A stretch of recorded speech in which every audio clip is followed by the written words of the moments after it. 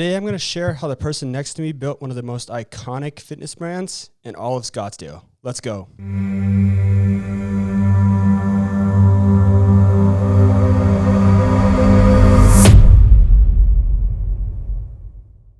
Welcome back, everybody, to the Weekly Intention, where we give you the insights to unlock your full potential. I am so pumped to introduce today's guest. But before I do, I have one ask. If this helps you in any way, like it, share it, subscribe. I'm trying to be a light to people. I'm trying to get this out to people. And the best way that I can do that is if people see it. So share this thing. With that being said, I'm so pumped about today's guest. It's somebody that I've wanted on my show for a long time, and she's got an incredible resume. I'm going to list off a lot of the things because there's a lot here, but she owns one of the most successful gyms in Scottsdale, Scottsdale Bodi. She is a certified personal trainer, strength coach, and fitness nutrition specialist. She was a Nike master trainer for 8 years. She was a 2015 Women's Health Magazine Next Fitness Star, and she was also a coach for Tonal, the world's smartest home gym. Wow, that was a lot. Nikki Metzger, thank you so much for being here. I'm so stoked about today. Thank you. I'm pumped. Let's dive in. Let's do this thing. So I love to talk about upbringing because I think that when people see really, really successful people, they don't see themselves as successful quite yet, and they don't really know how they're going to get there. And I love to always just start up with humble beginnings because, you see a successful person, you don't think that they put their shoes on the same way, or you don't know where they came from. So Absolutely. You came from the Midwest. You're a Midwest kid like me, grew up in Wisconsin. And, we all know Midwest, very herd mentality. Did you know anyone else that had dreams of being an entrepreneur like you did, or anybody that was even talking about being an entrepreneur in school? Not really. That I think about it. Everyone had those more just dreams of they have big dreams for themselves, maybe being a doctor, being a lawyer, all of that stuff. But from a young age, I was always one of those people that were like, I'm going to be an entrepreneur one day. This is going to happen for me. That's crazy. Yeah, I don't think anybody in my class is talking about being an entrepreneur unless they're talking about being a farmer, which is cool. My dad is a farmer, and he does well there. But my grandparents are farmers too. They're Yeah. hard workers. Yeah. I feel like unless you're a farmer in the Midwest, you're not a very successful entrepreneur. That's usually the most successful. But what even gave you the idea that that's possible? You told me that at 12 years old, you knew that you always wanted to be an entrepreneur and you always wanted to start a business. How did that idea even pop into your brain? So it started with my passion for dance. So I fell in love with dance. I used to just be performing for my grandparents in the living room, every chance I could get. But it really was in 6th grade. I was like, I love dance. I want to own my own dance studio one day. I looked up to my dance teacher at that time who had her own studio, and it was just set in there was no other option for me besides I want to have my own dance studio one day. That's really cool. Like ballet type dance, like everything. At that age, you kind of do everything from tap dance to jazz to ballet. You kind of do it all. Did they have dance in school? Did you have dance classes, or how did you know you liked? Well, I'm sure you took dance class and gym class one day, but it wasn't that. So there was dance studios in our town. I would go to the dance studio to the town next door. Yeah. Because in my little town, I wasn't feeling the dance vibe there as much. So my mom would drive me to the town next door, and I would take dance classes there. Lots of swing dancing classes. That's what I remember. They would teach us how to do the swing dance, and that's all I remember for dance. There wasn't really any other dance. You talked about something that kind of hurt you early on, and I think a lot of kids deal with this. Is the stigma of not feeling good enough or not feeling smart enough or able enough. You said teachers made you feel not smart. How did they do that, or how did they label you? So I feel growing up, I have ADHD, I can't concentrate very well. I don't think that was something I even knew that I was suffering with at that young age. School just didn't come easy to me. Getting good grades definitely was not a strong point. But also I feel teachers would think I'm not trying or that I'm not caring. And I was it's not a matter of that. It's just something's not clicking for me. Something's not working for me. But whenever it was something that I was super passionate about, I knew I was smart enough for that because I would always excel at those things that I really enjoyed. I was great at gym class.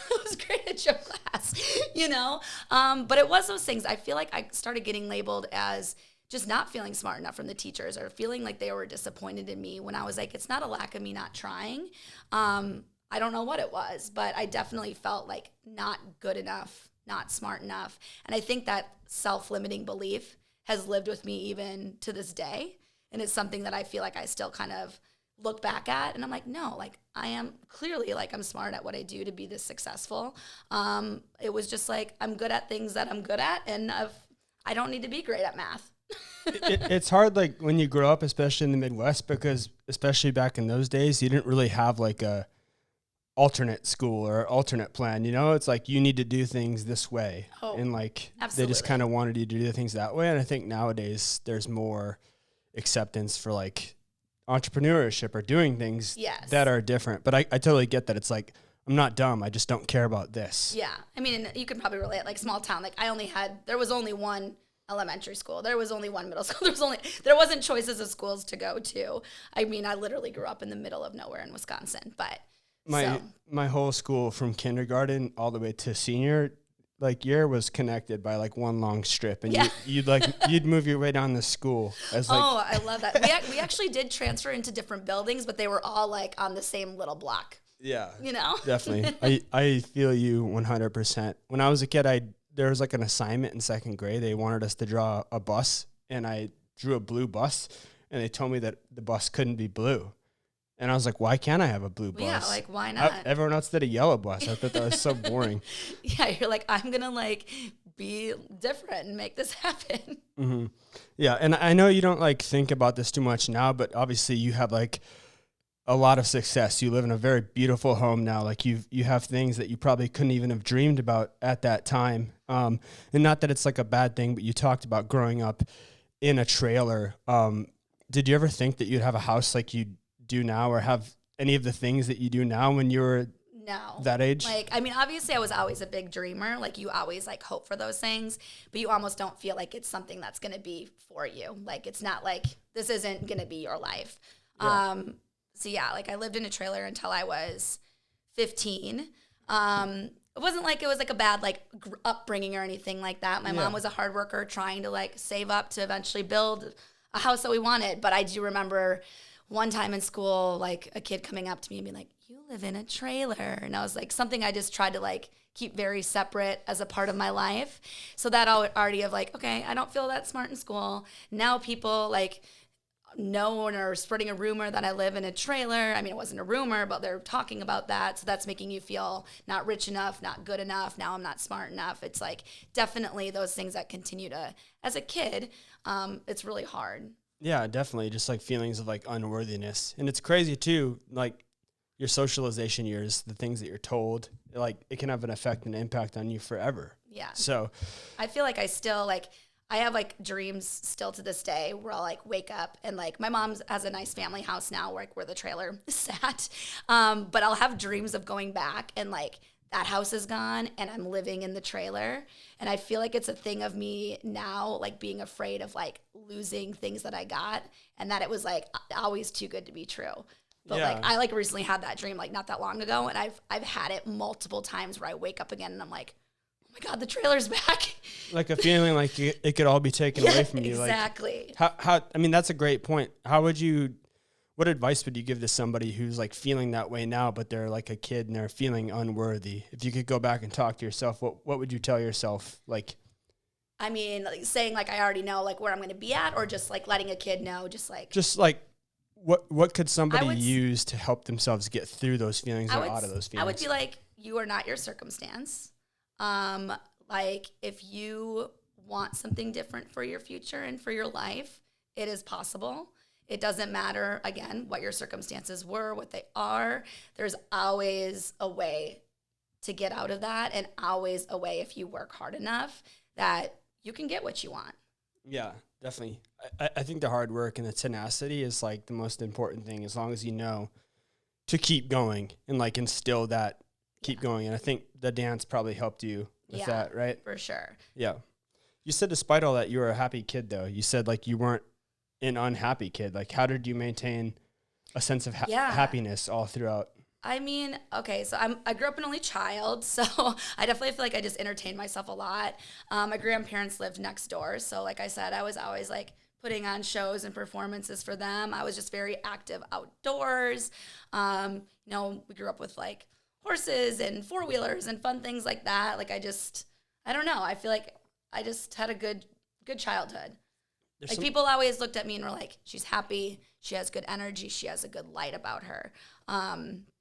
So I don't know. Just maintain a sense of gratitude just for being able to be outside and for the things that you did have. Yeah, for sure. I feel like that's a really important thing because I've almost noticed that like if you're striving for more but you're not happy about what you currently have, it kind of pushes it away. Absolutely. Almost like a little bit. Yeah. Like if I'm like trying to get something but I'm like being really negative about where I'm at, I'm not getting and that I feel thing. like everyone struggles with that right now. And I mean, I think the world's even harder now with social media and everything like that. So I think it is like a daily practice of like gratitude and daily practice of being present. I know I have to work at that constantly. Daily practice of not being on my phone before bed or when I wake up. Yes. Like I literally have to get mad at myself. I'm like, get off this thing. Yeah. Freaking Instagram. It's like crack. Like you want to like press your thumb and I've actually tried this thing where I move it away and my thumb will want to go there and like it's crazy. That's actually why I started wearing an Apple Watch, not for like any reasons of like fitness tracking, because I was like, all right, owning the business, the gym, I was always like, well, I need to like check my phone in case like something happened or whatever. But every time I would check my phone, my thumb would just scroll on over to Instagram after I've checked any messages that I needed to check. So having the Apple Watch eventually made me be like, all right, like I'm getting some notifications. I know if something is urgent and I don't need to go to Instagram right now. Yeah, we usually don't need to go to Instagram ever. No, I know, right? That's funny. Well, I'm glad you maintain a sense of happiness. I think that's a good message of gratitude. You moved around a lot, and I think this is where the story gets really interesting. You moved from Wisconsin to Minnesota for a year in college, and then you went to Chicago. Nebraska was in between there too. Nebraska too, yeah. So you're in 4 states. You were in the states all around me, actually. Yes. Yeah. So you moved around a lot. Even before you knew you were going to start a gym, what gave you the sense of courage to pack up and leave each time? Like, was it hard to make that shift each time you did it, or did you just kind of? Yes and no, because again, I feel like I've always just kind of been like very independent. And again, I think maybe just being an only child, like I feel like independence has definitely been something that's just always been a big part of me. My first school I went to, I was studying dance there, and I went because my best friend was going there. So we roomed together. And then when I moved to Nebraska, I followed a really horrible high school boyfriend. So followed him out there. And then that's when I was like, I am dancing in Nebraska right now. Like, why am I in Nebraska dancing? So then that's when it was quickly like a few months in where I was like, all right, I need to do something different. I still like went the whole year in Nebraska just to like experience and whatnot. But then I was like, I'm moving to Chicago. I went to Columbia College in Chicago and continued to dance there. And that just made a lot more sense.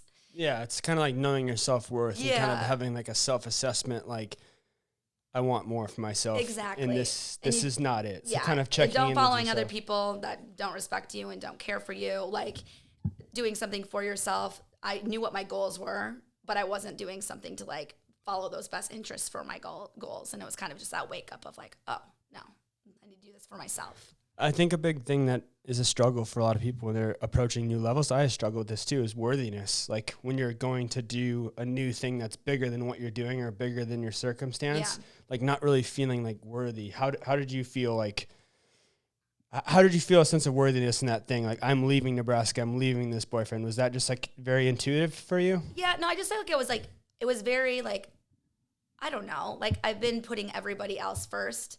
And I think it was just like, no, this is time to put yourself first. I did feel worthy in that situation. Hell yeah. Yeah, I did. Best dancer. I did not feel like I was the best dancer by any means, especially coming to Chicago. Like, but I felt like that was a new challenge for me. Absolutely. Yeah. But I did feel like it was like, no, I need to do this for myself.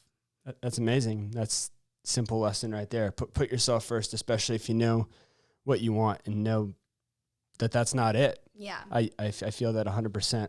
So you kind of like created a new path for yourself like multiple times. You started dance, and then you like left this place, and you left this place, and you found yourself in Chicago, and then you ended up working. I forget if it's media or casting. So yeah, I worked at a talent agency. Yeah. So okay, because eventually, my love for dance just kind of turned into a love for like movement and fitness in general. And that's when I started teaching fitness classes and all of that, wanting to do all of the entrepreneurship, business, all of that. So I switched my degree. So again, now I'm popping around all these schools. Now I'm switching my degree. I mean, it sounds like I'm going to be in college for like 800 years now by this point. But I switched it to arts and entertainment management.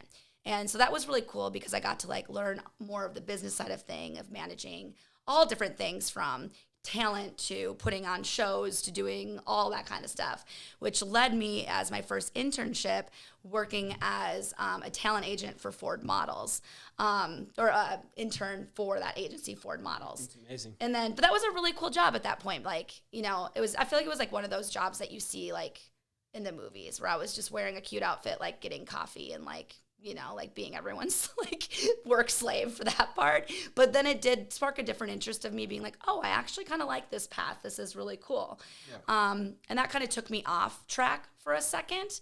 Because then my first job out of college, I took another internship in an agency, and I actually got hired as a talent agent. And it was a cool job. I was booking people on all types of commercials. When movies came to Chicago, I got to help cast on like that kind of stuff. So it was something really cool to do, but it just took me like off track for a second. Yeah. I mean, I feel like we all have that. I was a security guard for 6 months after I graduated college. Yeah. I was like, I don't know what the hell I'm doing. Exactly. Honestly. But I think that's fine. It's just like your first job out of college, you're just kind of figuring it out. And there's like much worse jobs to have than that one. Yeah. So like you figure it out again, like, I don't want to be in dance anymore. This isn't my job. The common theme, I think, with your life is kind of like you just realized what you wanted, and if that wasn't it, you were willing to break ties with the thing. Like, for me, though, no matter what, it was always owning my own business. It was always, okay, it was a dance studio. And then eventually I still wanted to own my own form of like fitness. Like the style of fitness changed over the years, but then it definitely was, I'm going to own some type of fitness, like studio, gym, whatnot. So that was always the goal. That never changed. The focus of what the business was, or that's what kind of evolved and changed over time. Yeah, you knew what you wanted though, and just kind of like pivot, make changes, like slight adjustments over time. Yeah, for sure. That's amazing. So you found a good mentor. How important was it for you that you found a good mentor, or found that lady who you worked underneath, that she like took you under her wing and showed you everything that you needed to learn, kind of gave you like the physical blueprint? Yeah, that is always, I think, my biggest thing. When people will ask me that are like getting into fitness or any advice that I have for them, I am always like, find someone that will mentor you and take time. Because I literally walked in and I was like, you don't have to pay me $1. Like, I am totally fine just like learning from you, all that kind of stuff. So I started just working front desk, and then she would just teach me like proper form and fitness while I was studying for my certifications, all of that. She really taught me everything from, you know, how to be a good instructor, how to be motivating, how to teach a proper class, how to put exercises together. And then on the side, quickly, like I became like an assistant manager there, to eventually being the general manager at that gym. So then she was giving me the skills of also not only fitness and teaching and all that stuff, but she was giving me all those skills of like running a gym and running a business. So for me, like I will like always be like so thankful for all of that. But yeah, I think anyone that, if this is really what you want to do, you should be willing to work for free, put in those extra hours, even if you have another job, because if it's really what you want and what your end goal is, like there should be no price tag on that. Find a good mentor, be willing to work for free. Yeah, I think so. I mean, right now, yes, it doesn't sound great like at the time when you're like, I don't want to work for free, but honestly, like I think it was a big stepping stone for me where it got me. I don't feel like people are that way anymore, though. I don't feel like people are like willing to work for free anymore. Yeah, there's a lot of like an entitlement of like things should happen quick and things should happen right now, especially with social media. It really does make it seem like everybody has these things, and Yes. half the people who like claim to have the things don't even really have the things. Like, Exactly. you know, and that's a whole other thing that's unhealthy. I think that where the people are feeling bad about themselves Yeah, based on like- this person's life, but actually it's not even like I'm real sitting life. here like feeling like total crap because I'm busting my ass and like, you know, Yeah. so I think that just comes back to like being true to yourself and like staying the course. Like, Exactly. like as hard as it is, like really trying not to compare yourself to other people. No, absolutely. Do you still stay in touch with that gym owner, that person Yeah, from not Chicago? really. I mean, we never had like a falling out or anything. We Oh. just like don't really like talk that much. But you know what? Maybe I should send her a little note. You should. You should give her a call. I Say, should. hey, I just talked to you about the other day. Yeah, exactly. That'd be good. Let her know. Yeah. How do you build that level of trust with yourself? It sounds like you've had a lot of level of trust with yourself over time. Like, how do you build trust with yourself internally? I don't know if this is the exact question that you're asking, but I think that I just like I do like believe in. Believed in myself enough to like stay on track of like what I wanted to do. I believe that I like had the tools and the skills to be able to do it.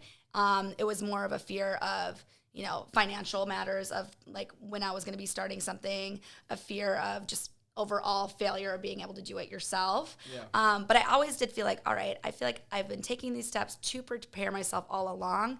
Just it's like, I don't know if I have like money to eventually like start my own business. Yeah, definitely. Like having the tools in place. And I think this is where your partner or your husband and your fellow business owner, Nick. Yeah. It's Nick, right? Yeah. Yeah, Nick. Nick and Nikki. Nick and Nikki, where Nick comes into play. You guys came to Scottsdale.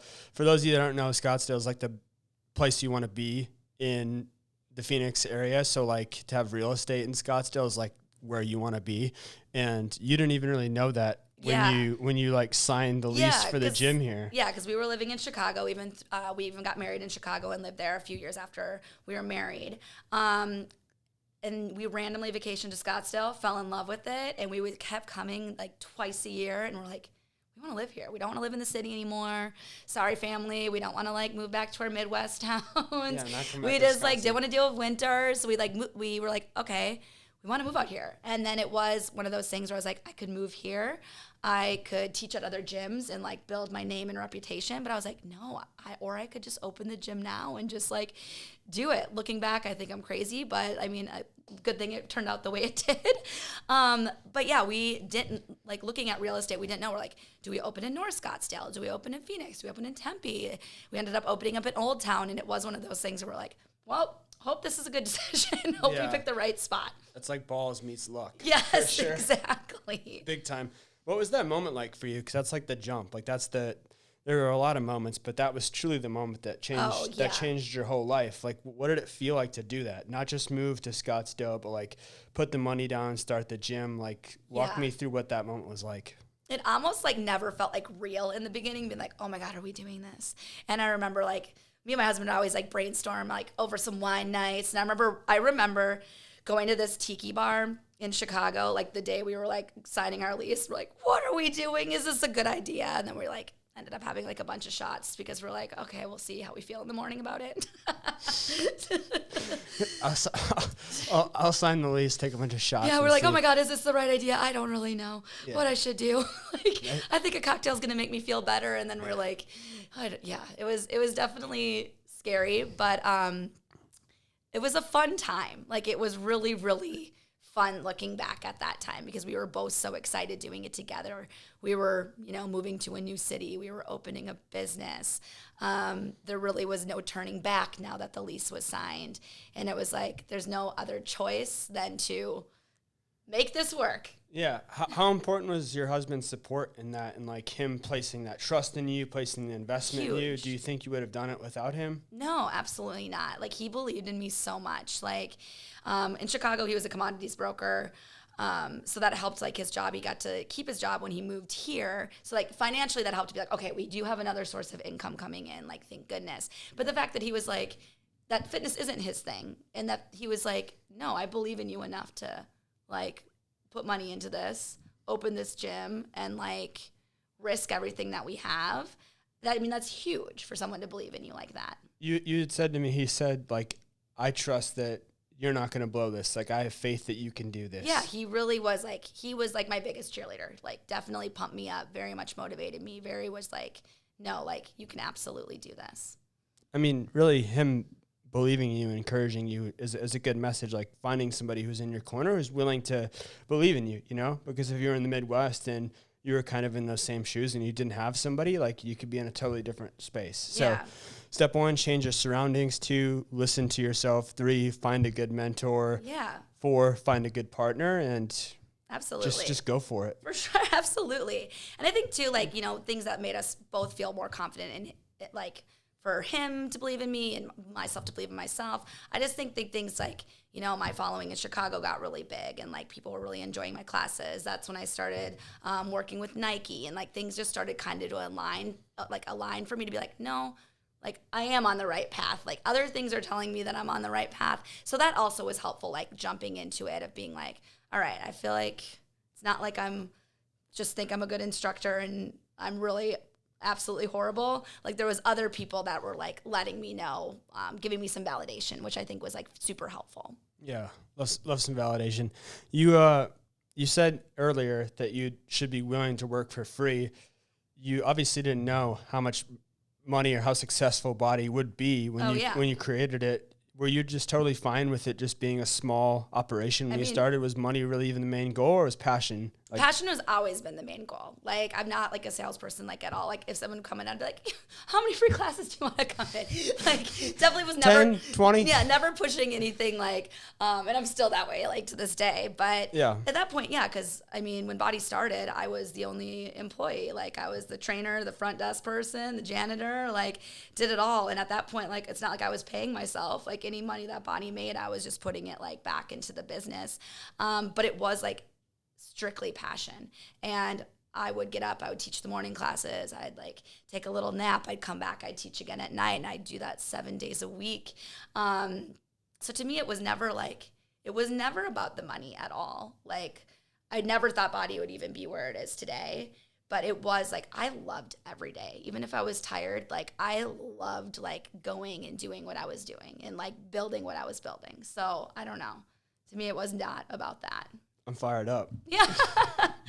I love that. That's cool because it is so interesting because nowadays it's like passion versus passion versus money. You know, like, can you make a lot of money doing something, but like you hate every day, like, is that really a worthy trade-off? And I don't really think so. Yeah. You know, I don't think all the money in the world is worth not enjoying your time. Yeah. No, I've always been I've never been money motivated in my life. Like, I've always been very, very passion motivated. I mean, obviously money is great, but like I would way rather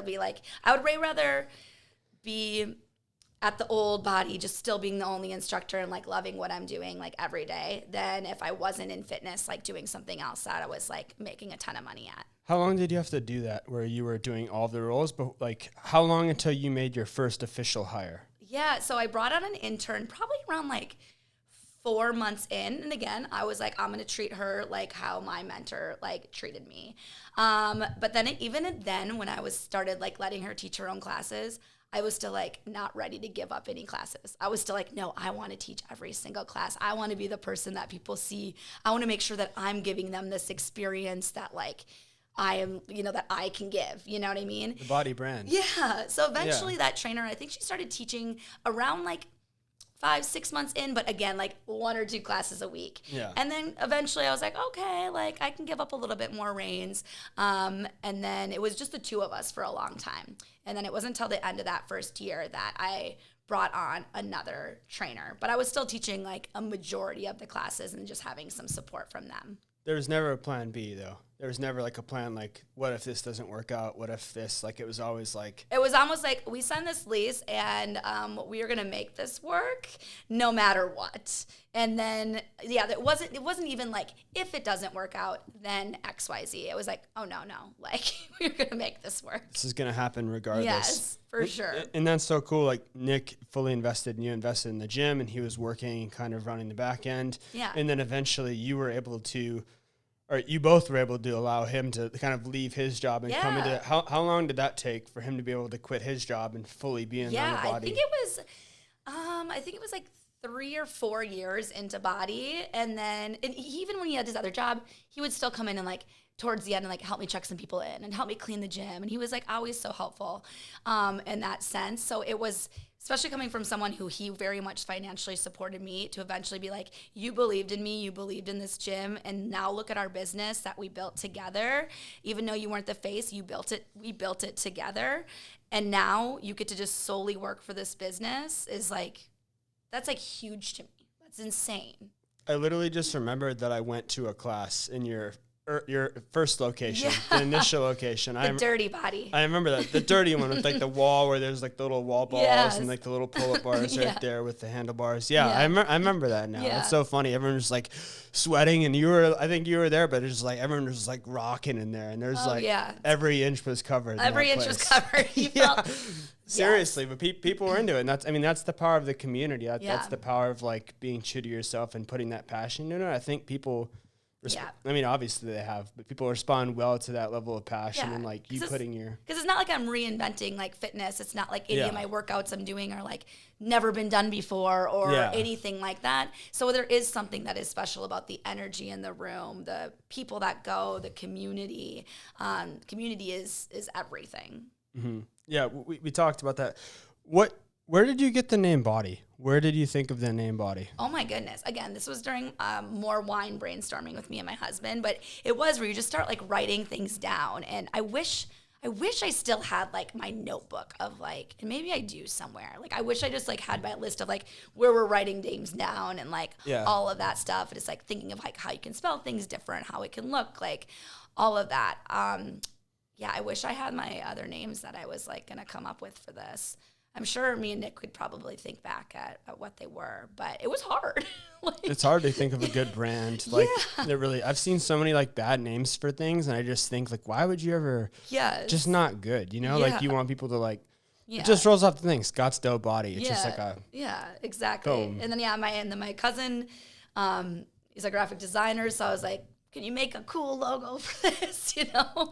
And I feel like that even made it better. Like once I had the name and the logo, to be like, okay, now I can like finish building exactly what it was. Because even at that point, I still wasn't like, what are the classes that I'm going to like offer? Because I've taught everything from dance fitness to high intensity workouts to like anything you can think of.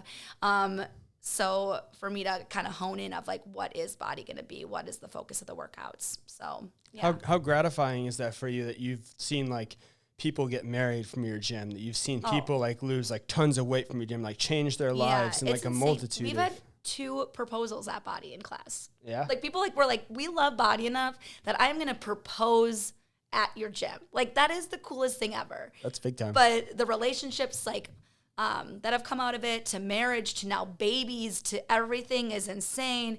I mean, there's definitely been some failed relationships in there as well, but you know, that's how it goes. Part of living in Scottsdale. Exactly. I think that's why people go to Bodi, because they're like, oh, there's some cute girls here. But no, I think Clay. Yeah, exactly. That's exactly. Clay doesn't work out; he just goes for the girls. Just kidding, Clay, baby. You do well. You do okay. Oh my God, he's gonna watch this too. No, but I think like that's like bigger than the gym itself. It's bigger than the workouts, is the community that comes from it. And people that will be like, going to your gym is the best hour of my day. And you're like, if I can be someone's best hour of their day, like I better make this pretty damn good. Yeah, put your all into it. And even now, I mean, you opened it 2014. That was when it opened. So it's been 8 years, and you're still like one location. And you could have made it bigger now. You could have franchised it. You could have done a lot of things. But you talked about like the power of it being one location and having like the Scottsdale Bodi experience. How important is that to you? That's even huge. Like, because I definitely went back and forth and being like, you know, should we open more locations? We get approached all the time from people like about franchising. And there was a point where we kind of started looking at other spots. It never felt good in my gut. Like it really never like felt good, because there is something cool about like, I want someone to be like, oh, if you go to Bodi, it's not like, oh, which location do you go to? It's like, oh no, I go to this Bodi, To me, there's just something special about that. And I think that also kind of goes back to where it's not just about business and how much money I can make. To me, it's like, I want to just try to make this Bodi the best it is. And even 8 years in, I'm like, it's still not where I know I can make it even better. And like, I still have that heart and soul to be like, oh, it's like, I could be like, okay, I could just kind of coast right now. Like, no, I still want to like keep improving it, keep making it better. Just for that community, I think. I think that's so important because in business and anything, whether it's technology or whatever, if you let your foot off the gas, you stop improving, like it's probably going to fail because people think things are fail proof, but like they're not. Like we've seen it time and time again. And I think that passion like allows you to continue to do it, and it doesn't really feel like work. So it's like, it's intuitive to you to just keep pouring yourself into it because you're getting so much back out. Yeah. That's awesome. And like, continuing to evolve with Bodi, continue to keep it Bodi, with not going too off path, but also like, evolve with fitness, evolve with everything else. But make sure you're not just hanging up I'm too young to hang it up yet. Yeah, you're not that old. You're not that old at all. What's next for you? I mean, you've done a lot. You've like had various training positions. You've worked with Nike, you've worked with Tonal. You've made this a very, very successful gym. Like, what dreams do you still have for your future that are unfulfilled? Yeah, I think for me, it's kind of like I am that person of always like, I'm like, oh, I should chill for a bit. And then I'm always like, pick up that new project. If it was like working with Nike or if it was, expanding the gym, like the gym location or to working with Tonal, all that stuff. So right now I've kind of like, this past year really kind of honed in on, because now I'm a mom as well. So it's like that keeps me busy. What can I do that I'm still being able to give all my time to my family, but also to the gym. So right now we're working on like expanding into our current location, having another training room, just overall creating a better experience for Bodi in general. To me, that's kind of like more my goal at this moment. Like nothing, it's almost more like a slow down role, perfect what I have going on, see if there's anything what I can do better where I'm at. And then I do say like in a few years, I'll be interested to kind of see like where I'll go from there, because I know myself, I'll always have another project up my sleeve. Yeah, definitely just see where it grows. I like that too, like small like little tweaks versus like just doing drastic things, taking care of the community.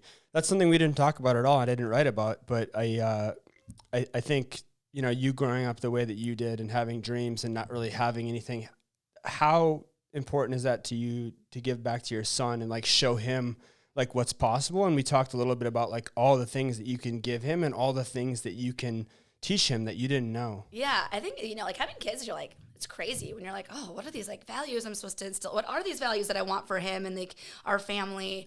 And like when we were chatting before we started recording this, like, my son is going to grow up way different than I did and way more privileged than I was. So to me, it's like, I want to make sure that he is a hard worker. Like what's his chip on his shoulder going to be? Like what's going to push him? What's going to motivate him? So yeah, to me, it's almost just like, also I just finding out what, like everyone's personality is different and what their motivation style. So to me, it's just going to be really like, I need to be in tune with my son. And then I just want to make sure that I can always support him. Like I'm going to be that parent if he's like, you know what? I want to like pursue acting, which most parents would be like, yeah, probably, it's going to be really hard to go be an actor. Yeah. I'd be like, you know what, dude, go do it. Like, do anything you want. Like, yeah. I'll always be the one that I'm like, anything you want to do, if you're passionate about it, believe in yourself, do it, do the best you can with it, and I'll support it. There's never really any failing too, but because I feel like when you do something, even if it doesn't like result in huge amounts of money, you learn something about yourself and it opens a new door that you wouldn't have seen, and like life is always changing like that. Like I got to this point, and because I got to this point, now it's pivoting almost like branches on a tree. So play to your strengths.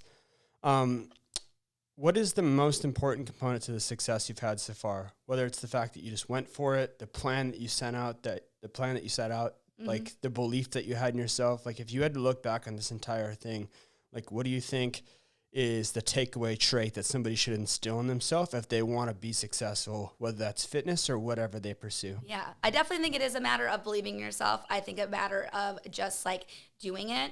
I always tell people, I'm like, if you're going to whatever your business is that you want to start, if you're going to still be wishing it and thinking about it like 5 years from now, like you got to do it now, because now is the time to do it. Like, again, if it does fail, it fails and it's fine. And again, like you said, it's not even failing, because if you went after it, I think that's a win right there. Yeah. And you definitely probably learned something from that experience that's going to be a good takeaway for you in the future, no matter what you do. So I think it's like, if it's something that you are going to be thinking about for years to come, looking back eventually in your life, wishing and saying, why didn't I do this? I wish I did this. That means you just got to do it right now, and you just got to go after it and find the ways and the means that is going to make it work for you. Break up with a bad person, make the move. Yeah. Start the gym. Exactly. Do the thing that you need to do. And I think too, like starting small. A lot of people might have a huge vision for what their business is going to look like. And that can be the end goal, but like, what can you do? Like, my startup Bodi was so much smaller than what Bodi is today. So I think of, start with what you can, make sure you're attacking it to the best of your ability, and just go for it. I love it. This entire thing has been gold. It's been awesome. Way better speaker than you gave yourself credit for. You articulate. Yeah, people think you're so outgoing. You can talk so much. I'm like, no, this really makes me nervous. You did a great job, and thank you so much for coming. You. I'm excited to share this with everybody. So, that's the wrap. Thank you, everybody, for listening and watching again. Like, share, subscribe, trying to get this out to people. This is going to be an amazing one. She's a local icon, so I'm freaking stoked about this. Thank you for being here. Thank you. And until next time, this is Michael and Nikki with The Weekly Intention. Take care.